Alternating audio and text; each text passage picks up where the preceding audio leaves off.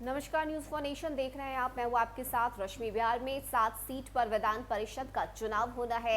ऐसे में जहां एक तरफ आरजेडी और जेडीयू ने अपने प्रत्याशियों के नाम की घोषणा कर दी, तो वहीं अगर हम कांग्रेस पार्टी की बात करें तो कांग्रेस भले ही इस वक्त बिहार में कमजोर हो, लेकिन इसके बावजूद आरजेडी ने जिस तरह से राय विचार किए बिना और बिना बातचीत के प्रत्याशियों के नाम की घोषणा की, इसको लेकर कांग्रेस में नाराजगी देखने को मिल रही है। उनका गुस्सा सामने आया है और यही वजह है कि सबक सिखाने की बात कांग्रेस पार्टी की तरफ से कही गई है और ये सबक सिर्फ आरजेडी नहीं बल्कि जेडीयू को भी सिखाई जाएगी, जिसको लेकर तमाम तैयारियां कांग्रेस पार्टी की तरफ से की गई है और कई बड़े दावे भी कांग्रेस पार्टी कर रही है। इसी कड़ी में बात अगर हम करें तो बिहार कांग्रेस विधान परिषद चुनाव में खेल बिगाड़ने की तैयारी में है। कांग्रेस का दावा है कि दूसरे दलों के करीब 15 से 16 विधायक हमारे संपर्क में है।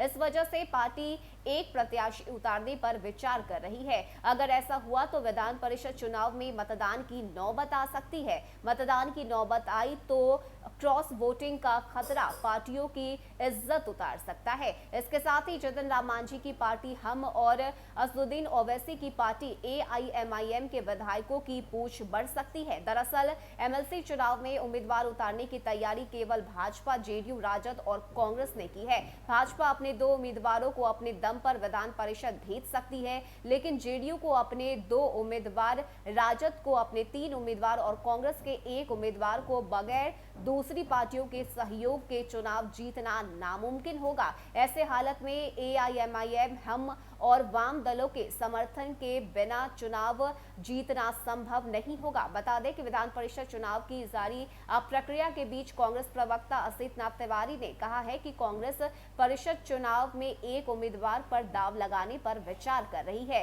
इसके साथ ही असित नाथ तिवारी ने बताया है कि वे किसी भी दल के विधायकों को क्रॉस वोटिंग के लिए उकसा नहीं रहे, लेकिन विधायक अपनी अंतरात्मा की आवाज पर कांग्रेस के प्रत्याशी के साथ जाने का दावा कर रहे हैं। इसके बाद पार्टी एक दमदार उम्मीदवार पर दाव लगाने पर विचार कर रही है। इसके साथ ही पार्टी सूत्रों का कहना है कि फिलहाल टिकट के लिए 2 नाम चर्चा में है, एक संजीव सिंह की, दूसरी कौरब कादरी की। तो वहीं शीतनाथ तिवारी ने कहा है कि पहले उम्मीद थी कि भाकपा माले और अन्य वामपंथी दल कांग्रेस के साथ मिलकर एक उम्मीदवार देंगे। माले द्वारा राजद पर भरोसा जताए जाने के बाद पार्टी ने परिषद चुनाव में प्रत्याशी देने का फैसला वापस ले लिया था। ऐसे में ये दावा इस वक्त कांग्रेस पार्टी की तरफ से किए जा रहे हैं। ऐसे में बात करें तो बिहार विधान परिषद की 7 सीटों के लिए फिलहाल चुनाव हो रहा है।